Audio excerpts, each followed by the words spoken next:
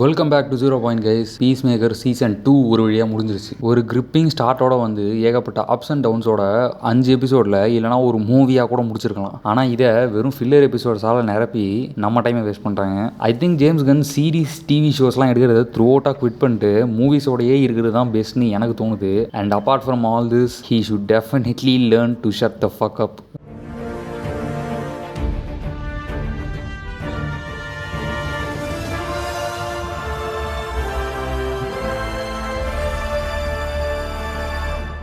Piece maker season 1 எனக்கு எரிச்சலாக இருந்த ஐட்டத்தெல்லாம் எடுத்து இந்த சீசனுக்கு ஓவர் ட்ரான் அவுட்டாக ஒரு 8 எபிசோடுக்கு ஓட்டின மாதிரி இருக்குது. சீசன் 1 பார்த்தீங்கன்னா ஆக்சுவல் பிளாட்டில் இறங்குறதுக்கு ரொம்ப லேட் ஆகும். லைக் ஆல்மோஸ்ட் 3 எபிசோட்ஸுக்கு அப்புறம் தான் நிறைய story moments, important character moments, emotional ஆஸ்பெக்ட்ஸ்லாம் இறங்குவாங்களே. மோஸ்ட் ஆஃப் த ஸ்டார்டிங் எபிசோட்ஸ்லாம் ரொம்ப லாங் ட்ரான் அவுட் ஜோக்ஸாக தான் போயிட்டு இருக்கும். இது போகாதுன்னு எனக்கு அவ்வளோ சீக்கிரம் சிரிப்பு கூட வராது. அதனாலேயே சீசன் 1 எனக்கு ஒரு லோக்கி நிறைய பிரச்சனை இருந்துச்சு ஸ்டார்டிங்கில். But second half of first season ரொம்பவே நல்லா போச்சு. ஆனால் இந்த சீசன் அப்படி கிடையாது.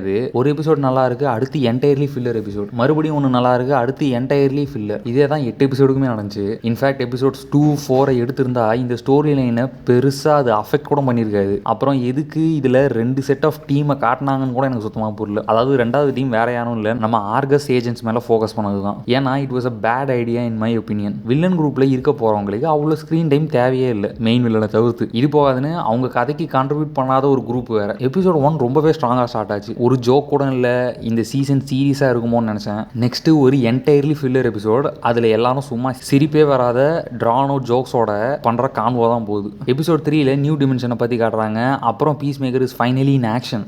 நல்லா இருந்துச்சு. Episode 4 again Argus drama, full on filler episode. Once again பீஸ் மேக்கரை ஆர்கஸ் பிடிக்க ட்ரை பண்ணி தோற்று போகுது. எபிசோட் 5 வாஸ் ஓகே, பட் கதைக்கு ஆஃபர் பண்ணுறதுக்கு கொஞ்சம் சரக்கு தான் இருந்துச்சு அதில். எபிசோட் 6 ஓகே, பீஸ் மேக்கரை தேடி 11th ஸ்ட்ரீட் கிட்ஸ் போகிறாங்க. எபிசோட் 7 தான் பெஸ்ட் எபிசோட் இந்த என்டையர் சீசன். டேரக்டாக கிறிஸ்பாக கதைக்கு மட்டும் தேவையானது மட்டும் தான் அதில் இருந்துச்சு. ஃபைனலாக எபிசோட் 8 அதுவுமே நல்லா தான் இருந்துச்சு. அண்ட் அது நல்லா இல்லைன்னு நிறைய பேர் சொல்கிறீங்க. அந்த மேட்டருக்கு நான் இன்னும் கொஞ்சம் நேரத்தில் வரேன். James Gunn one of the best directors for comic book media. ஆனால் கன்னு டெஃபினட்டாக long form entertainment like TV shows சுத்தமாக வரல. எஸ்பெஷலி ஆளோட லாங் காமெடி ஒரு பெரிய ப்ராப்ளமாக இருக்குது எனக்கு. படத்தில் யூஸ்வலாக ஜேம்ஸோட எல்லா ஜோக்ஸும் லேண்ட் ஆகும், ஏன்னா அங்கே ஸ்டோரி மூவ் ஆகிட்டே இருக்கும். அதில் அவங்க காமெடி ஆட் பண்ணியிருக்காங்க, அப்படி தான் நமக்கு தெரியும். So it works all the time. ஆனால் அந்த காமெடிலாம் டிவி ஷோஸ்க்கு சுத்தமாக செட் ஆகலை. அதாவது ஒரு ஜோக் வருதுன்னு அதுக்கு நான் சிரிச்சா அந்த ஜோக்கை எக்ஸ்டெண்ட் ஆகி போயிட்டே இருக்கு. அப்புறம் நான் இதுக்கடா அது சிரிச்சேன்னு எனக்கே ஒரு ரிக்ரெட் வருது. அப்பார்ட் ஃப்ரம் ஆல் திஸ் கண்டிப்பாக இதில் ஆல்மோஸ்ட் இருந்த எல்லா கேரக்டர்ஸுக்கும் நிறைய ஆப்பர்ச்சுனிட்டிஸ் இருந்துச்சு ஷைன் ஆக.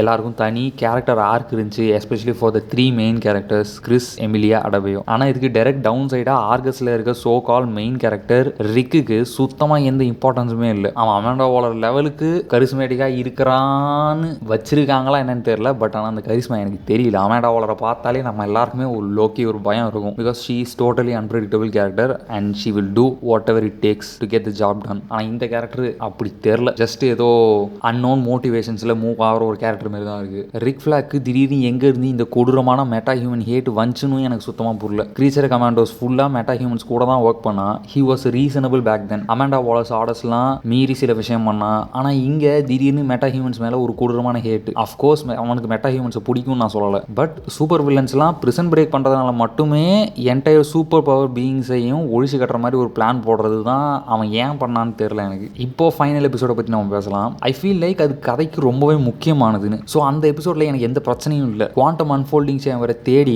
ஆர்கஸ் ரொம்ப நேரமாக போராடுறாங்க.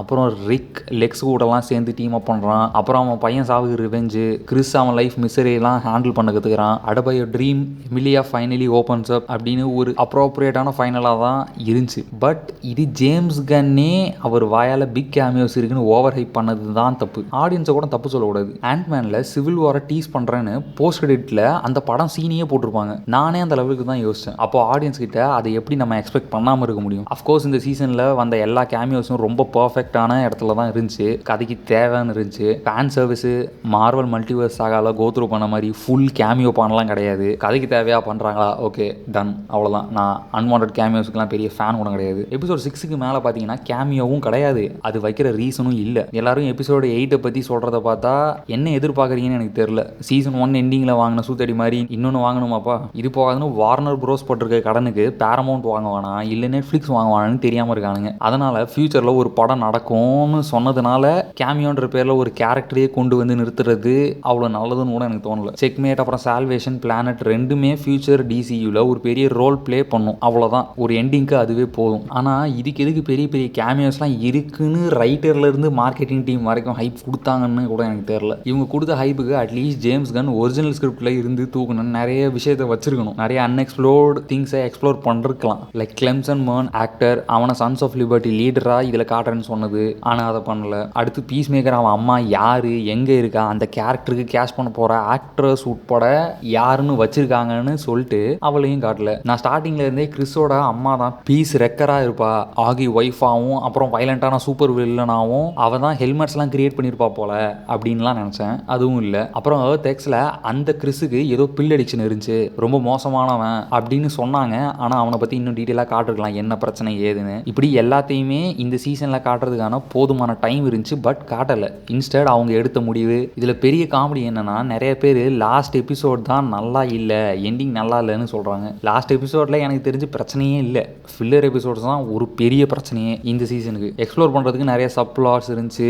அப்புறம் இது பார்ட் ஆஃப் வைடர் யூனிவர்ஸ், அதுக்குள்ளே போயிருக்கலாம். சூசைட் ஸ்குவாட் 2021 போதாதுன்னு சூசைட் ஸ்குவாட் 2016 வேற கேனன்ற மாதிரி போயிட்டாங்க. ஸ்டார்டிங்கில் இந்த சீசனுக்கு ஏதோ எது கேனன் இல்லைன்னு தான் டீட்டெயிலாக சொல்லுவாங்கன்னு நான் பார்த்தேன், சொல்லியிருக்கலாம் கூட. ஆனால் அதுக்கும் ரெடியாக இல்லை. ஒரு new super hero, new set of கேரக்டர்ஸ்லாம் இன்ட்ரடியூஸ் பண்ணால் யூஸ்வலாக அவங்கள பற்றி காட்டுறதுக்கு நிறைய இருக்கும். ஆனால் அந்த கேரக்டரை பற்றி எல்லாத்தையும் ஆடியன்ஸ் தெரிஞ்சிட்டதுக்கு அப்புறம் ஒன்று அந்த கேரக்டருக்கான நியூ ப்ராப்ளம்ஸில் ஃபோக்கஸ் பண்ணணும், இல்லை கேரக்டரை பற்றி திரும்பி பேச போறீங்கன்னா அதுலேயே ஒரு நாவல்ட்டி இருக்கணும். அன்னோன்ஸ் இல்லை பாஸ்ட் மிஸ்டரியை பற்றி பேசணும். அதை விட்டுட்டு போட்டு மேட்ரு அப்புறம் ஆர்கஸ் கிறிஸை பிடிச்சாங்களான்னு 8 எபிசோட்ஸுக்கே இழுத்து அடிச்சது டைம் வேஸ்ட். இந்த சீசனுக்கு நிறைய ஸ்ட்ராங் கேரக்டர் மூமெண்ட்ஸ் இருக்குது, எஸ்பெஷலி கிறிஸோட லைஃப்க்கு என்ன மீனிங் இருக்குது. அதே சமயத்தில் ஒரு serious lack of action and அதை விட பெருசாக நிறைய சீன்ஸ் அண்ட் ஈவன் சில எபிசோட்ஸ் வெறும் டைம் வேஸ்ட்டாக தான் இருந்துச்சு. அதை said earlier, நிறைய அன்னோன்ஸ், சப்ளாட்ஸ் அப்புறம் ஃபேன் கேஷ் அண்ட் டவுட்ஸை எக்ஸ்பிளைன் பண்ணியிருக்கலாம். And please get rid of the jokes. ஆக மொத்தம் இந்த love story with broken vision Peacemaker season 2க்கு என்னோட rating will be 6 out of 10. And எனக்கு டெஃபினட்டாக ஃபினாலேக்கு அப்புறம் அப்கமிங் ப்ராஜெக்ட்ஸ் மேலே செம்ம ஆன்டிசிபேஷன் இருக்குது. Especially one of my favourite superhero இவ்வளோ நாளாக அண்டர்மைன் பண்ணப்பட்ட கிரீன் லேண்டன் ஷோக்கு தான் நான் பயங்கரமாக வெயிட் பண்ணுறேன். பீஸ் மேக்கருக்கு என்ன ஆச்சு, எர்த் எக்ஸ் இருக்குது, சால்வேஷன் இருக்குது, அப்புறம் பீஸ் மேக்கர் சீசன் 3 கண்டிப்பாக ஒரு நாள் வரும்னு தான் நான் நினைக்கிறேன். நீங்கள் என்ன நினைக்கிறீங்க அப்படின்னு மறக்காமல் கமெண்ட்டில் ஷேர் பண்ணுங்கள். Anyway guys, that's it for today. Stay tune for more. Video பிடிச்சிருந்தால் லைக் பண்ணுங்கள். இன்னும் மோர் காமிக் கண்டென்ட்க்கு நம்ம சேனலை சப்ஸ்கிரைப் பண்ணுங்கள். And click that bell icon as well. See you all soon.